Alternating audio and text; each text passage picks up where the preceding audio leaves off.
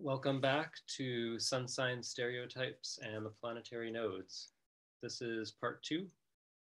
My name is Bradley Naragon. I'm grateful to be here on another EA Zoom. If you didn't catch part one, there were some fundamental concepts laid out which are crucial to understanding the planetary nodes. The main concept of this series is simply that everyone who has a sun at the same degree will have the same planetary node positions.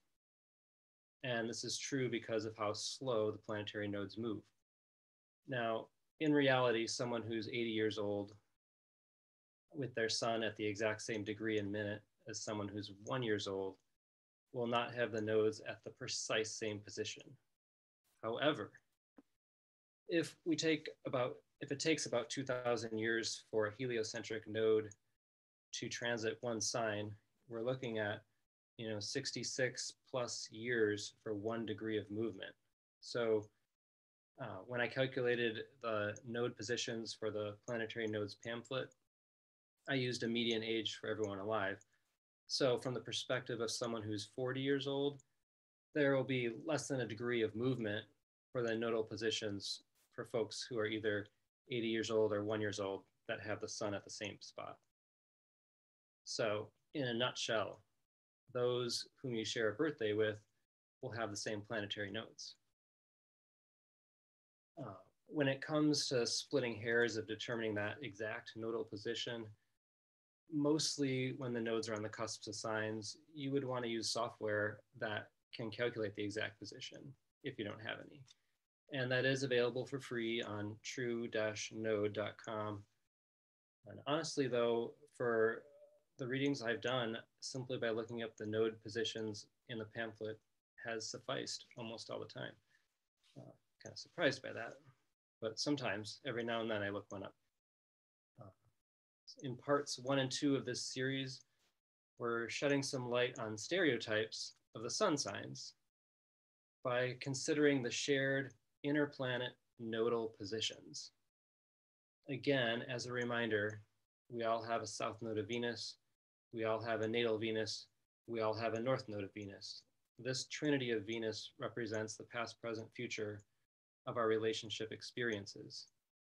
In evolutionary astrology, we look to the house first, then the sign, aspect, and planetary ruler for more information. While we're looking at the signs of the interplanet nodes in parts 1 and 2, I do want to stress the importance of considering your unique house placement first. We do not have time to go into house interpretations in the short time we have today. This series will provide some insight for new students of astrology. However, it will be most beneficial for those who have a foundational understanding of the archetypes and of the evolutionary astrology principles. The principles I use are the ones taught by Jeffrey Wolf Green. One thing I have found interesting and graspable about this evolutionary astrology paradigm is that planet, sign, and house share the same archetype.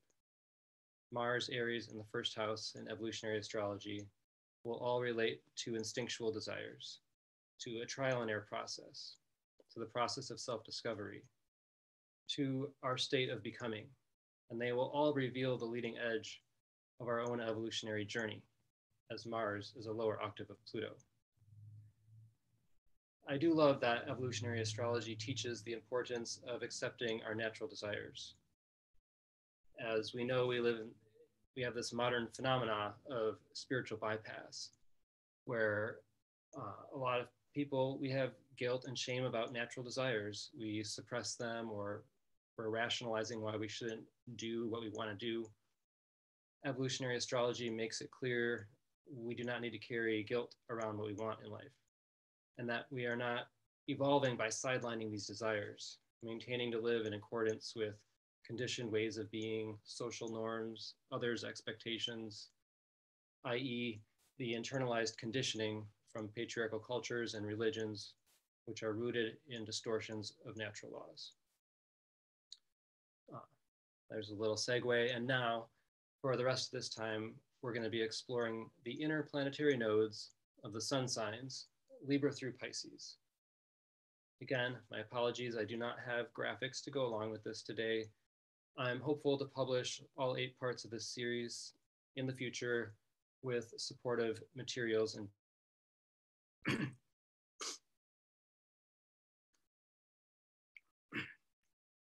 Libra season kicked off this year, and I was working on this, and I saw these 2 Libra memes I found very interesting in light of the inner planet nodes of Libra. One said, Libra, being a peaceful person for the most part, but having no mercy when someone crosses you. Another said, Libra, that ignoring each other game can turn into a never hearing from me again game real fast. Have you heard of someone commenting on how obsessed with relationships Libras can be? Libra, in its pure archetypal form, doesn't correlate with obsession. That would be Pluto, Scorpio, 8th house archetype. Libra season kicks off with the south nodes of Venus and Mars just slipping into Scorpio, while the south node of Mercury is in the middle of Libra. For those with their sun at the very start of Libra, you would want to verify if that south node of Mars is at the end of Libra or the start of Scorpio. For the most part, almost all Libra suns have the south nodes of Venus and Mars in Scorpio. And the approximate last 8 degrees of Libra suns are going to have the south node of Mercury, in addition to Venus and Mars, in Scorpio. So clearly, Libra suns are coming from some scorpionic roots, right? And in light of this, these memes and stereotypes make a lot more sense. It's very interesting because Libras have expressed more than just a need for relationship.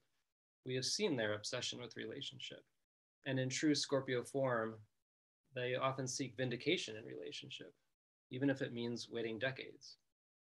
For those Libra suns who are not making the effort to evolve out of old relationship patterns, they will find themselves in a sticky web of intense relationship dynamics. An immature Libra sun would seek power in relationships, or perhaps present the niceness, but actually be manipulating. So, sometimes you got to be aware of that Libra smile. Libra suns have a very energetic presentation that is pleasant or cordial on the surface. We feel below this, and there is an inner intensity there. Just as a Venus and Mars in Scorpio can hold on when it's time to let go, Libra suns can serve themselves by this self-examining areas of their life. They have witnessed their own resistance and holding on when relationships need to evolve.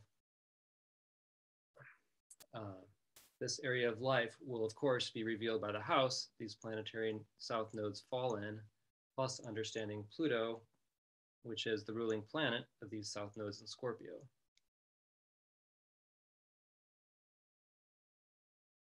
For the majority of Libra suns with the south node of Mercury in Libra, we have a classic innate Libran ability to be diplomatic and to consider a diversity of ideas and perspectives. When you consider the south node of Mercury in Libra in relation to the south nodes of Venus and Mars in Scorpio, we again have an emphasis on being able to navigate conversations in a cultivated way. However, deep-rooted values and motives they possess may be unmovable. Scorpio values are black and white, and they know where they're coming from. They understand their own psychology. While Libra suns have this natural ability to mentally explore and discuss a diversity of perspectives, resistance to evolution will express as not moving their own position an inch from the get-go of a conversation, even though in words it may seem like openness. This is all very interesting because we can joke about a Mars in Libra or the Pluto Libra generation as not making decisions for themselves. We've heard this classic joke, I don't know, what do you want to do? And now we can see that Libra suns actually have a very different expression of the Libra archetype. I've even heard someone say Libras can be, excuse the phrase, real assholes. I found that really interesting. I was like, wow, okay. And if we unpack that stereotype, I do believe that their underlying intensity of their values and motives reflected in these Scorpio South nodes sheds light on why someone would say that. And yeah, Scorpio necessarily doesn't have the greatest sense of humor. That's where Sag comes in. So sorry about that. If this is where Libras are coming from, what do the interplanet north nodes say about Libra's evolution? Now, all three interplanet north nodes change signs while the sun is in Libra. And these changes are all around the middle degrees of Libra. So I'm going to present two general scenarios for the north nodes here. So on October 7th, right when the sun's around 15 degrees Libra, we have the north node of Mercury goes from Virgo to Libra, and we have the north node of Venus go from Leo to Virgo. We're going to go over this again. Then about October 10th, the north node of Mars moving backwards goes from Cancer back into Gemini. So like I said, for the sake of introducing this in a more graspable way, let's take these two main north node scenarios. So for the most part, first half of Libra suns are going to have a north node of Mercury in Virgo, a north node of Venus in Leo, and a north node of Mars in Cancer. Coming from a south node of Mercury in Libra, and now needing to evolve Virgonian qualities of mind, we are presented with the notion that the first half of Libra suns have taken in a lot of other people's perspectives in the past and now need to make an effort to sift through the details, cultivating discerning faculties of mind. Coming from a south node of Venus in Scorpio and needing to evolve a north node of Venus in Leo, these Libra suns are being called to become full of their own creative potential. There's a clear need to see their own values and talents as special, to claim your divine birthright, the nobility of spirit in your body temple. Let go of relationships that do not serve you in your highest glory.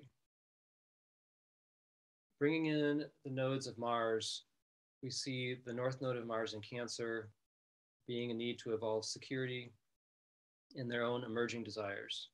Relative to the south node of Mars in Scorpio, Libra suns may hold themselves back if they're continuing to desire the things and people in life which give them energy and support, but they're not putting forth the effort to become secure within themselves without that support.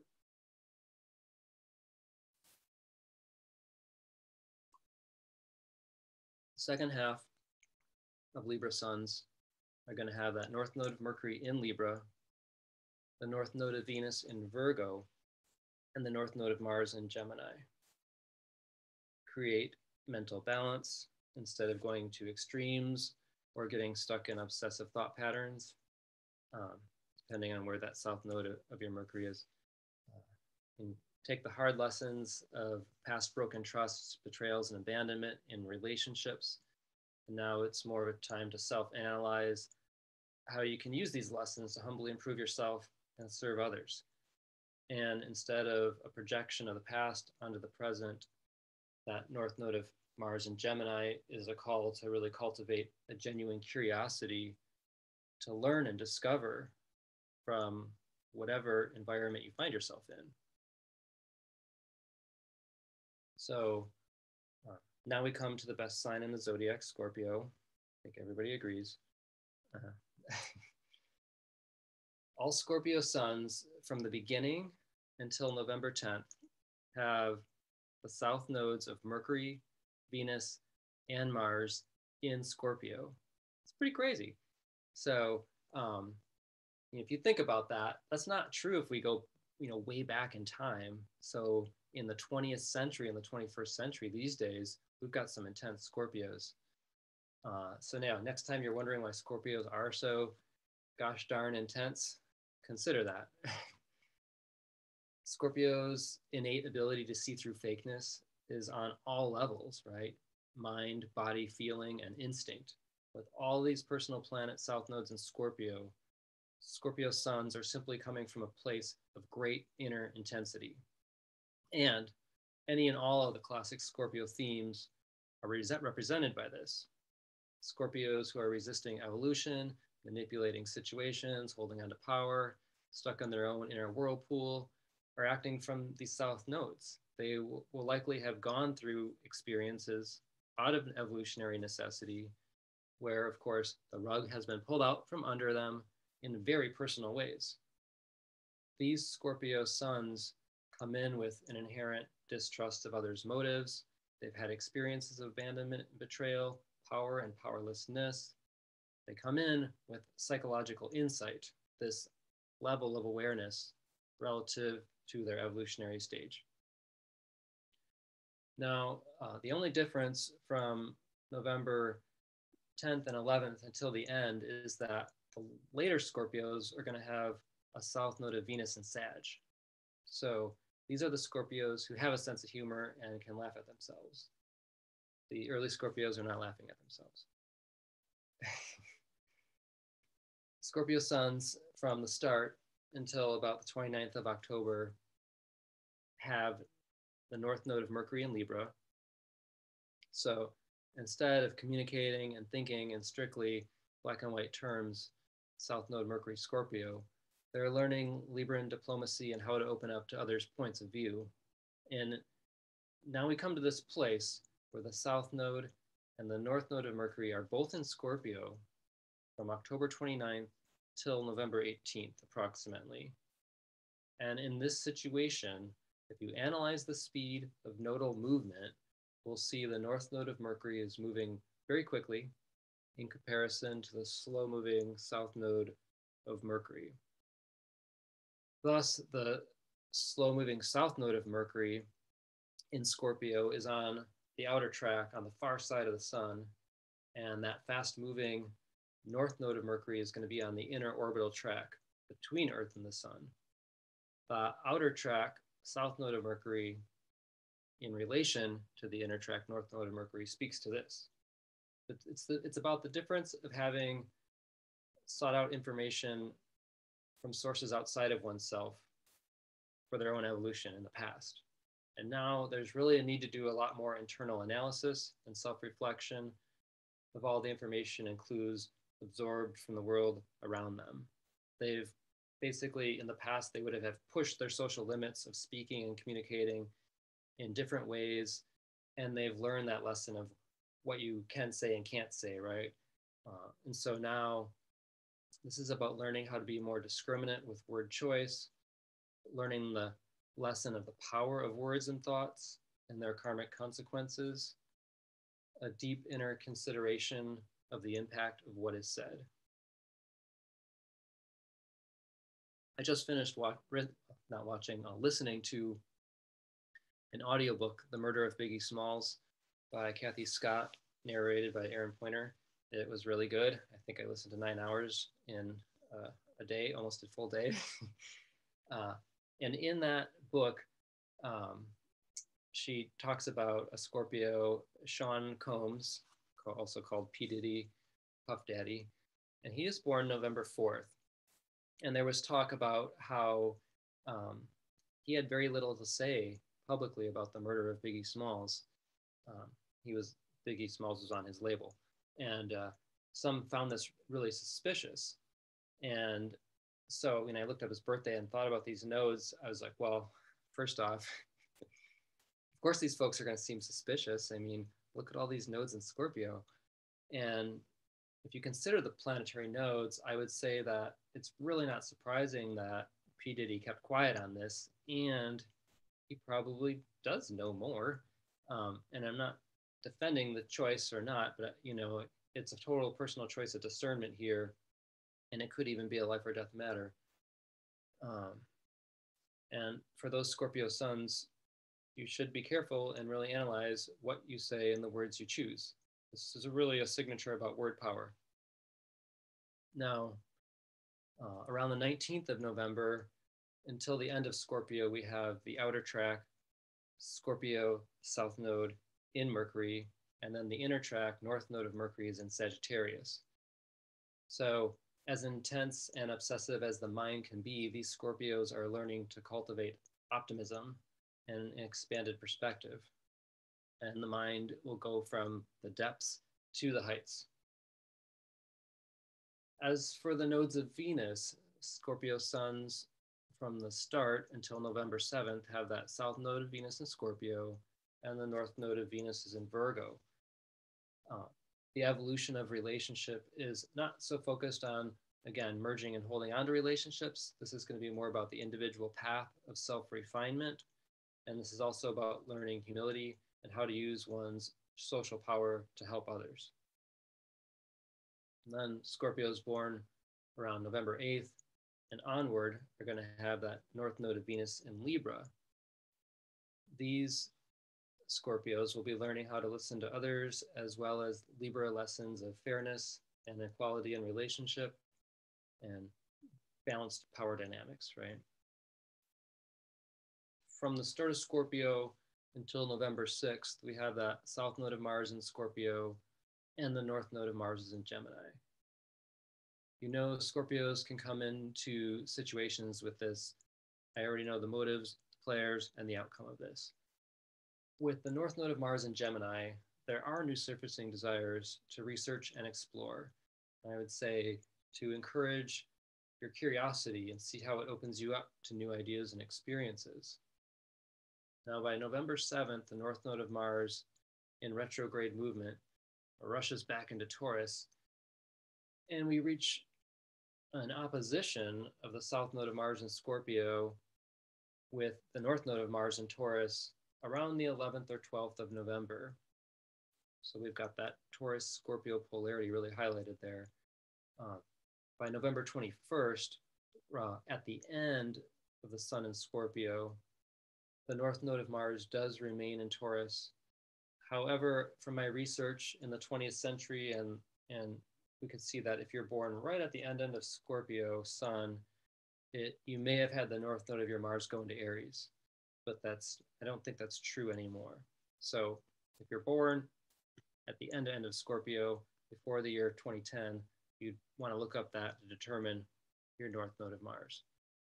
But back to this Taurus Scorpio nodes of Mars for these Scorpio suns, this really emphasizes the Taurus being the evolutionary path for Scorpio as its polarity. Self-sufficiency and self-reliance are key. Self-effort is highlighted here. Acting from the south node of Mars in Scorpio, again, we could bring power entanglements that are going to destabilize you. Are you spiraling, or are you making effort to find your firm footing?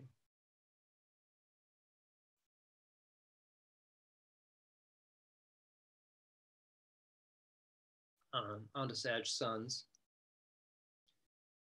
I saw this Sag meme that said, I don't hate it, I just don't like it at all, and it's terrible. Sagittarius, of course, has this reputation for being right, or for their humor and bluntness. How are these seen in Sag's inner planet nodes? So the sun in Sag starts off, and we've got the south node of Mercury in late Scorpio, and the north node of Mercury is in Sagittarius. As early as the 27th or 28th of November, the south node of Mercury enters Sagittarius. And the nodes of Mercury are going to both remain in Sag until about December 9th or 10th. And then the north node of Mercury will go into Capricorn. So the later Sages are more likely to be business-minded in their growth. But prior to that north node of Mercury entering Capricorn on December 9th and 10th, I would say that to have both the nodes of Mercury in Sagittarius is very curious. And these people will be, of course, more governed by natural laws in their thinking, speak your truth types. We still have the north node of Mercury on the inner track, so there's a little bit of a need to pause, reflect, and analyze before just speaking your truth, as brutal and enlightening as that may be to all of us. As you can see, most Sagittarius suns do have a south node of Mercury in Sag. Doesn't seem that surprising. So when it comes to Venus, all Sag suns have a south node of Venus in Sagittarius.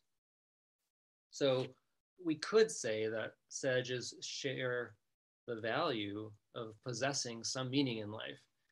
And whether that's religion, law, paradigms, cosmology, philosophy, spirituality, clearly this can be very different. The south node of Venus coupled with the south node of Mercury in Sag, we see more planetary support for Sag's classic, brutally honest sharing, as well as for storytelling and a sense of humor. Now, the north node of Venus starts in late Libra. It transits all of Scorpio, all of Sag, and all of Capricorn by December 21st. It's right around December 5th, we see this brief conjunction of the nodes of Venus at 6 degrees Sagittarius. Because the north node of Venus is going so fast, we know that the north node of Venus is on this inner track. So having that south node of Venus on the outer track posits that there's been seeking of knowledges from people and sources outside oneself in their past. All Sag suns share this north node of Venus on the outer track. Thus, there is this common theme now of accessing oneself. Be your own teacher would be a motto for this, especially for those Sag suns born December 4th through 12th, when both of the nodes of Venus are in Sag. From December 13th until the end of Sagittarius, we have both of Mercury and Venus's nodes, south nodes in Sag, north nodes in Capricorn. So for this last week of Sagittarius, it's like, yeah, they're a bit of a mess and they're trying to get organized, right? Buy the planner, get the silverware tray for your kitchen drawer. We know you can vision, and now the nodes are saying, make your plan, make your list, get organized. When it comes to the nodes of Mars for our Sagittarian suns, it's a south node of Mars in Scorpio until about December 8th or 9th. And then all the rest have a south node of Mars in Sagittarius. So yeah, we have the latter Sages have all their personal planet south nodes in Sagittarius. Wow. Just at the start of Sag, the north node of Mars is in Taurus, just barely, and then it quickly goes back into Aries. So most all Sages have a north node of Mars in Aries, pretty much. When we contextualize these two fire signs, Sagittarius and Aries, in their place in the zodiac, we know that Sagittarius is a much more social and collective sign, and Aries, of course, is the start of the personal journey. So I would say that Sagittarius suns are going to be evolving through starting things, right? Trying something new on their journey. And I'm not saying to do something really dumb and reckless. Aries can be that way. But, look at the house the north node of Mars in Aries falls in, and honestly ask what you desire in that area of your life. Is your energy going to be more into the house with all the south nodes in Sag, or the house with the north node? And can you see how you've been discovering yourself through experiences that relate to both the house of the Aries north node of Mars, as well as the natal Mars, which of course would be the ruler of a north node of Mars in Aries, right? So in this sense, the natal Mars will relate to both old desires and new desires. What does it mean to do your own Mars in a new way with the north node of Mars in Aries?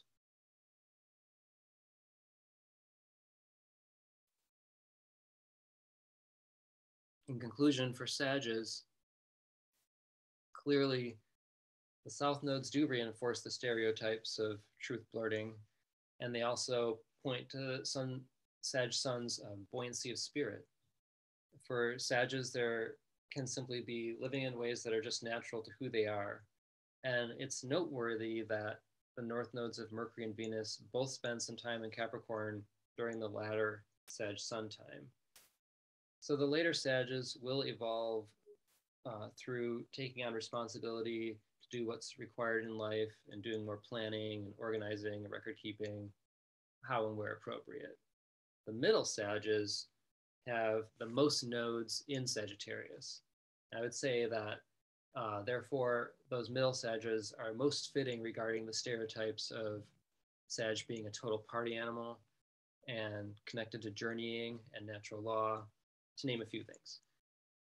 On December 4th through the 8th, all 4 Mercury and Venus's nodes are in Sagittarius. And then there's one day that's really interesting, December 9th, where you've got those 4 nodes are all in Sag still, plus the south node of Mars is in Sag, the north node of Mars is in Aries. So we're looking at all 6 personal planetary nodes in fire signs. Kind of wild.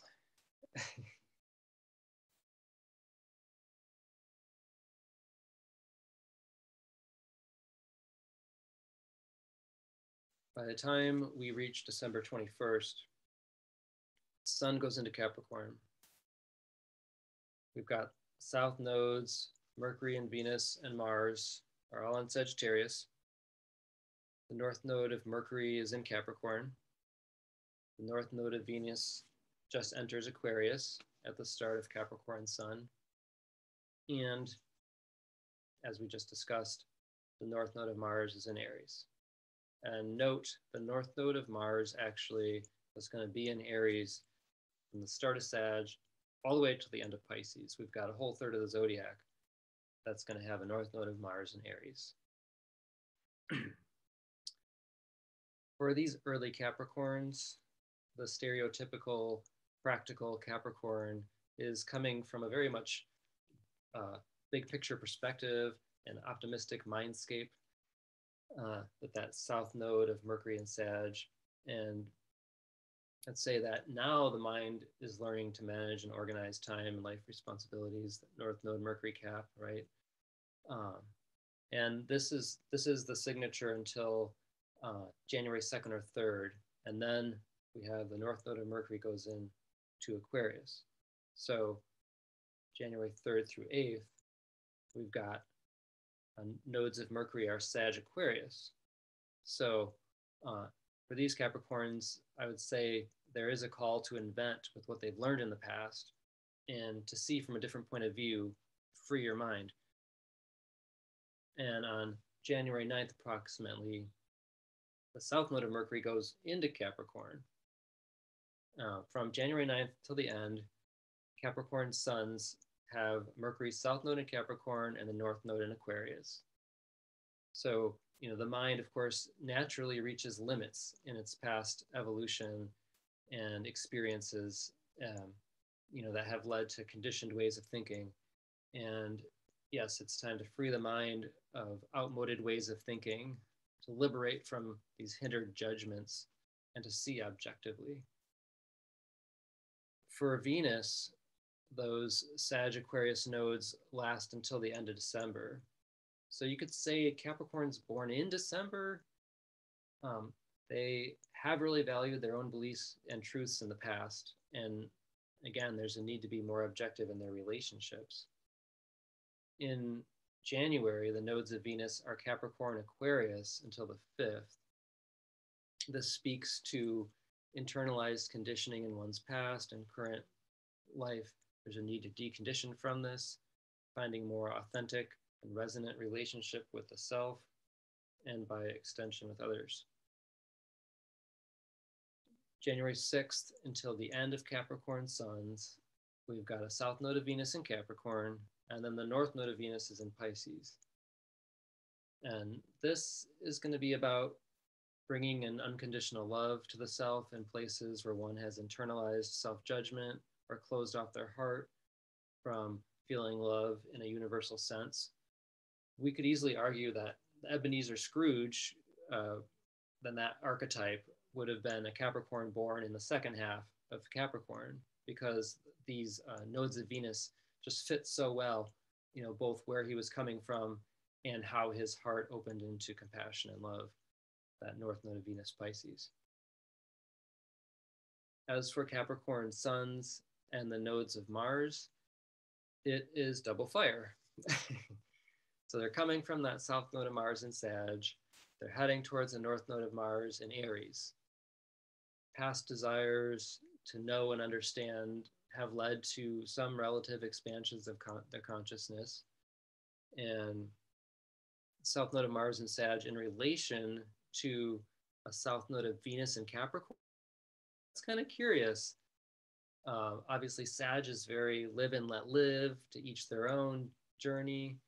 And a Capricorn Venus south node will likely correlate to some internalized judgments, conditioning, guilt or shame's potential surrounding one's natural desires. Sagittarius correlates to natural laws, Capricorn to conditioning of any said reality. So how does this mix of feelings, Venus, and desires, Mars, play out within this Capricorn psyche? And as mentioned earlier, Aries is the start of the zodiac. Capricorn and Sagittarius are very much the peak of the social, societal signs and experiences in this zodiac cycle. So the north node of Mars and Aries for a truly liberated Capricorn is really going to be about doing something just because they desire to try it and experience it as part of their own evolution. And this will greatly challenge Capricorn, a sign that leans towards controlling, defining, understanding function, purpose, and outcome. Aries doesn't, give a crap about that. There's no planning. So when do these Cap suns just go for it and dive in? So we're going to look to that north node of Mars and Aries, and have they given themselves permission to initiate these north node Mars experiences by house?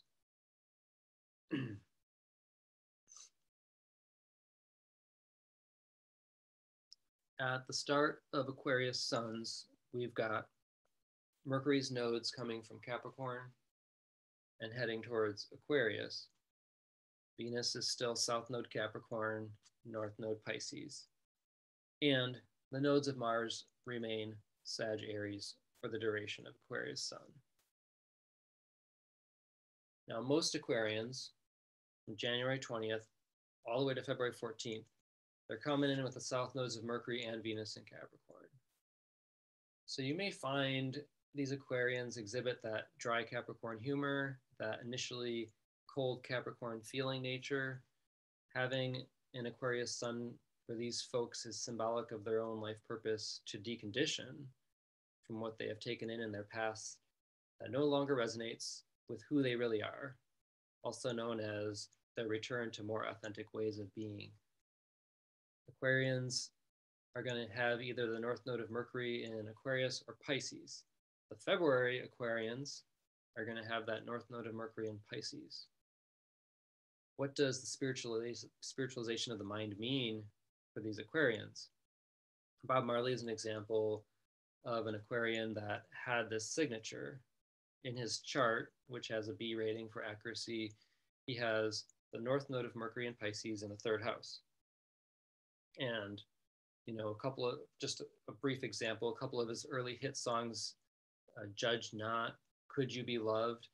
And I say, if you study his lyrics and music, you can find a lot of examples of both the north node of Mercury in Pisces, as well as the south node of Mercury in Capricorn, and the relationship between them. So it's very interesting. On February 4th, we see the north node of Venus goes into Aries. So from February 4th until the 18th, we have a south node of Venus in Capricorn and a north node of Venus in Aries. That's a very interesting signature to me. This is the classic cardinal square. Regardless of the natal Venus, we're going to see that these Aquarians will have an intrinsic tension in relationship. What activities represent being in this Aries process of self-discovery? And what is the tension from self-judging or controlling this process? And how does that play out by house? There is a tension resulting from controlling one area of life and taking a risk in another area.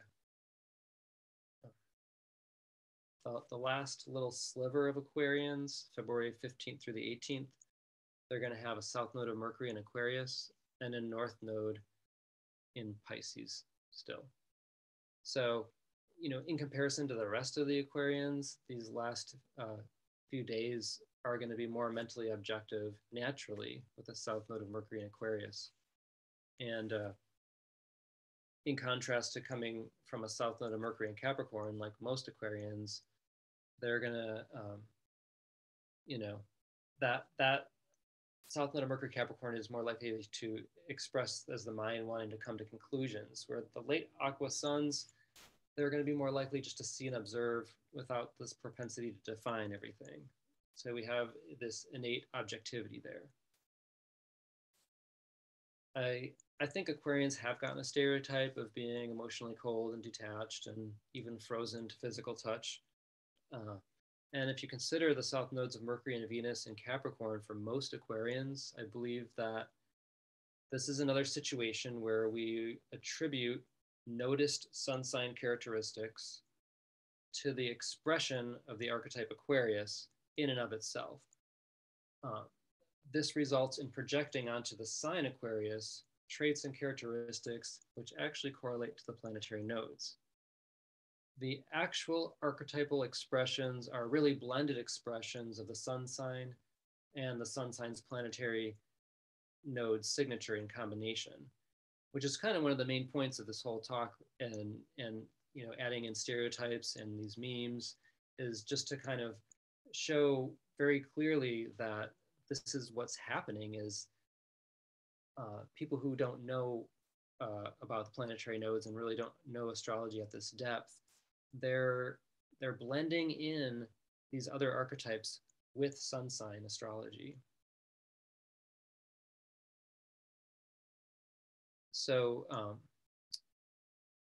coming from this Sagittarius south node of Mars for Aquarians, whether that south node of Mars in Sag is going to connect to some, past primal sexual impulses or expansive desires or impulses to journey and travel, it's south node, and it correlates to past life, past experiences, desires that may not really need to be acted out again. It depends on the placement and what's conjuncted, right? After you consider this south node of Mars in Sag by house, we look to that north node of Mars in Aries by house.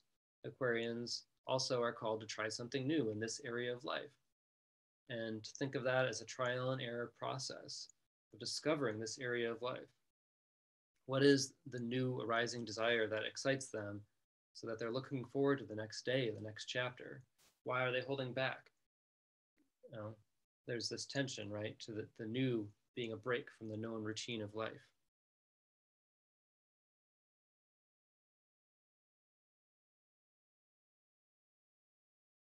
And now we come to the end.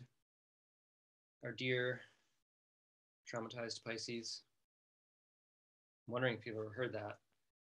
I heard that and I was like, traumatized Pisces? Yeah. Pisces being traumatized, disassociated. Pisces, from February 19th all the way to March 16th, they're going to have a south node of Mercury and Venus in Aquarius. I do believe that Pisces sun folks come in with relationship trauma, body trauma, and as a result, a propensity to detach from feeling themselves. This is that classic numbed out Pisces stereotype stuff here. Of course, for those souls who have been individuating, this signature means that they've been doing a lot of deconditioning prior to this lifetime. The cost of being different than the social norms can have very harsh consequences, hence the trauma. So except for the tail end of all Pisces suns have a north node of Venus in Aries. So this is interesting, it's like very much just do it, get pumped up. Instead of being the drippy, distant, sad Pisces, this is a call to really engage with life and become the excited, inspired Pisces that you can be. What does it mean to rediscover yourself? Now, keep in mind that Pisces suns have a north node of Mars also in Aries. So this is very interesting. This process of self-discovery is very strongly highlighted for Pisces. Renew your relationship with yourself. And so before we judge Pisces for going it alone, we can think of these nodes and remember that they have a calling you know, to take the courage to go out on their own and to take that risk. And having that south node of Venus in Aquarius, it could represent that they may have already learned what it takes to stand alone and be different. So here we are, and these nodes are saying, you know, time to now cultivate the courage to start again. Don't dissolve into a puddle. Instead, stand poised and ready to go. And if you don't succeed, try again. It's about trying again, not necessarily the achievement or the trophy. And I know it's hard in this culture, which so much values Sagittarius and Capricorn and as accomplishment and achievement in the world. And Aries is seen as immature, reckless, or just starting, like a fledgling thing is something terrible. But it's not, you know. Pisces suns start with the south node of Mercury in Aquarius and the north node of Mercury in Pisces. Interestingly enough, on March 7th to the 18th, we've got all three personal planet north nodes in Aries. So most all Pisces do have the south node of Mercury in Aquarius, except for like the last 3+ days. So yeah, Pisces are naturally thinking outside the box. One meme said, how do you spot a Pisces? They ask the weirdest questions. Well, clearly a south node of Mercury in Aquarius correlates to asking those weird questions, right? Pisces from startup to March 6th are going to have a north node of Mercury in Pisces. Is the mind seeking greater horizons, the ultimate meaning? Perhaps they're even thinking literally about being on the water, on a boat, out to sea, the cosmic womb. You know, at best, this is definitely the spiritualization of the mind, the simplification of the mindscape. The Aquarian mind can be quite chaotic. So this is a call to pacify the mind. So whether it's sailing, diving into meditation, or, you know, something in life that calms, stills, and simplifies, silence after the electrical storm. And finally, last thing here, to keep in mind that those born March 7th until the end of Pisces do indeed have all three personal planet north nodes in Aries, as stated. So for the last sign in the cycle of the zodiac, this is a big emphasis on initiating new experiences. What areas of life, what house do we find these nodes in? So that is the end of that part there. And we have a little time if anyone has any questions or comments. I'd appreciate any dialogue or questions.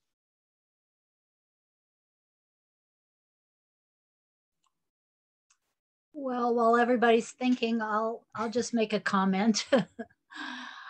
This is awesome. I mean, it's so, there's so much to it. I mean, it just reminded me I'm going to have to go back and look at the other one again.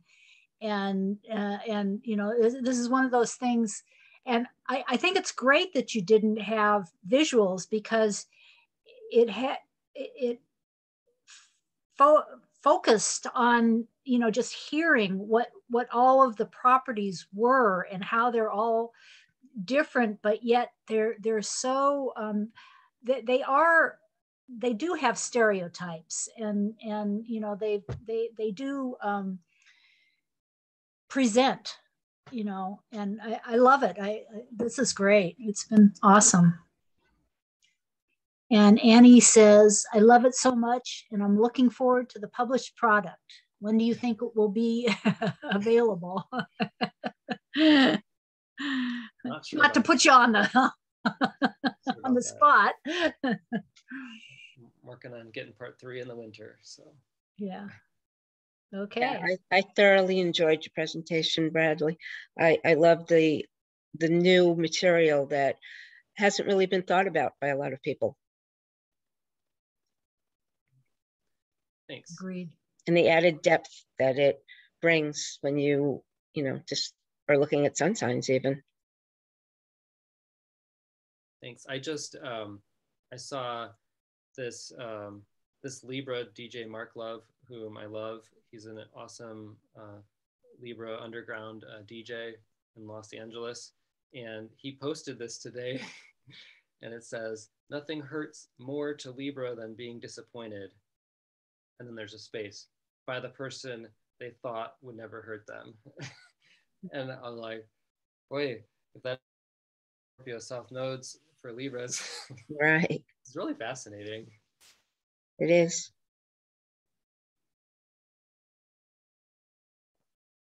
Awesome. Well, I guess if there are no more questions or comments, we can wrap it up.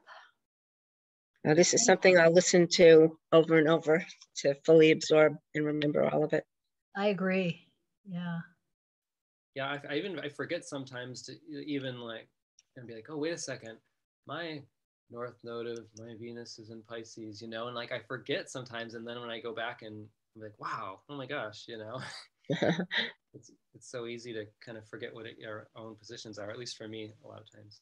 Well, and then I started thinking about progressions and, you know, transits and, you know, so many layers on top, Yeah. on top of layers. Yeah, I've looked sometimes at the progressed nodes themselves, but what, at least in my own experience, what I've really noticed is potent is when the progressions or transits hit the natal nodes. That's the most noticeable for sure. Yeah. Yeah, I noticed, well, I, for instance, am progressed Scorpio. And so I noticed that the south, north and south node converged. And I thought, oh my God, what is this? This must mean something. Oh, that, so that November 10th, or you've got the progressed sun around 20 Scorpio, or so, yeah. Yep. Yeah. Yeah, that's a really interesting signature, because I didn't really get into it all, but if you looked, you obviously know that the nodes of Mercury and Mars all line up with the sun at that day. So it's very interesting. There's just too many layers to get into all the. Exactly. Yeah, that's a really interesting day. So and to have your progress chart be that. Yeah. Yeah. Oh. Surprise. Wow. Anyway, thank you so much. I definitely look forward to the next installment, and thanks. Thanks for having me. It's great to see you. Absolutely. Thank you.